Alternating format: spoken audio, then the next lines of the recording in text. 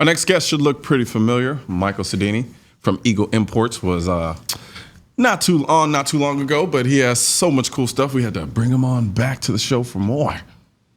What's going on, man? How you doing, man? Thank you for having me on again. Give me a chance to go over some of the other stuff I have. No, man. No, you're good. You're good, man. Let's hit the ground running. Okay, it's very difficult for me because we're like a representative from Ruger. Has to only talk about Ruger products. Yeah, you're kind of like 6% of the lines. Hey, my catalog's 50 pages. Dude, so you're like a firearm manufacturer polygamist. Yeah, there you go. Yeah, I mean, I like that. But no, so let's hit the ground running. Let's go. We'll start with Bursa. We'll talk about Bursa again. I think we touched on a couple of the models there. This is the Bursa BP. This is the one I was showing you the last time. This actually, I have a good friend. His name's Shane Leanna. He's an investor in Cryptech, and he got me started taking all my guns and getting them Cryptech coated. So that's not normally how this gun comes, but since I'm doing this from my house, so you get to pull out the special stuff. But everything from single stack 9mm polymer gun to the Thunder 380. I know that today we want to talk about Shanine Allen. That was absolutely. That was the Thunder 380 is the gun that Shanine had. So Thunder 380 was the gun that she had whenever she got pulled over. Actually, if you want to talk about that first, just since let's do it. Like it's fitting the climate of your show from the previous guest. Yeah, absolutely. I had heard that Shanine had got caught in New Jersey, which is my home state. Yeah. Jersey, and she had a Thunder 380. And it's funny because that, I guess the whole idea of the thing is someone made a mistake, but literally took the time to go get her concealed carry license to protect herself and her family. And then also one of the reasons why she bought the Thunder 380 was because it had so many safety features. Gotcha. Because she had small children. So she loved that there was a magazine disconnect. There was a integral locking system, and then there was a decocker. So like that was one of the reasons why she bought the Thunder 380. Yeah. Now, for people who don't understand the background of Shanine Allen, because you and I are intimately familiar with it because of the work you did, and then of course the videos that I did on it. Kind of go into really quickly what happened to Shanine Allen and why we're talking about her. Yeah, well, Shanine was basically a woman who is a single mom who lived in a pretty poor area of Philly, who wanted to protect herself because she had been robbed a couple times. Mm-hmm. And basically went through the completely legal process of purchasing a gun and getting a concealed carry permit, who made a mistake, which she fully admits to. Yeah. But to me, it was kind of like, it's like when Kevin Bacon in Footloose moved to a town that didn't have music and dancing. He didn't realize he was in Everyone knows Philly. It's a stone's throw away from New Jersey. But the laws couldn't be more different. Yeah. Right. And basically, she worked in Atlantic City, and she was driving back and forth from work every night, protecting herself, having the gun there. And it's funny, just to show you that she wasn't even, there was, no malice in her intent, right? Yeah. She actually had the gun like completely locked up in her glove box, where she had the integral safety, like the lock. Oh, really? The lock that comes with the gun? Really? Wow. Yeah. So she wasn't even prepared to, if she got in this situation, I always tell people, like, your hand's going to shake if you're trying to lock the gun. But she basically got pulled over by police. I think she maybe had been speeding or something, or who knows, whatever they pull people over for. And, right. Dude, I get pulled over all the time. I bet. Except I'm legitimately speeding. It's one of those things where you never know, especially in Jersey where they have nothing to do on the parkway or anything like that to pull over people. Right. But she was honest, and the sad part about it is she probably would have never said anything about the gun. She would have never gotten in trouble. So it's one of those tough situations because like you want to obey the law and you want to do the right thing, but you can make a mistake. And I think it should have been a judgment call. But she got roped into something to where she broke a law that they consider major in New Jersey because there's no reciprocity with Pennsylvania. Gotcha. And that really, I mean, man, what it did to her life was insane. No, it struck a chord with me because, I mean, my mom, she's a single parent of two. My mom's a single parent as well. And I know some of the vulnerabilities that she's found herself in growing up. I'm aware of them now. When I was younger, they didn't really stick out. But, you know, I remember mornings when she would have to, like when it was really cold outside and I was too young to go and do it for her, she'd have to go down and de-ice the car and do all of these things in the middle of, I mean, we're talking like 2, 3 o'clock in the morning, you know, a single woman doing this in the middle of the night in an area that is not that great.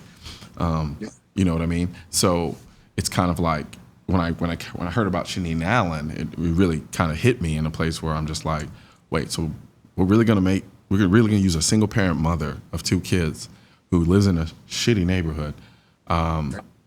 We're really going to use, that's the example that we want to stand on to tout how well our gun control laws work. Like, I don't understand that level of stupidity, unfortunately. Okay, so I go through all these emotions. Like when I first hear about the story, of course, for me, I'm like, New Jersey, and it's a person, right? Because that's like the two, like it's a perfect storm coming together. Right? So immediately my first reaction is like, this is great. New Jersey has no crime anymore because now we're going after people like Shanine because we have like solved the heroin epidemic and Atlantic City is like totally built up again and there's no crime in Trenton.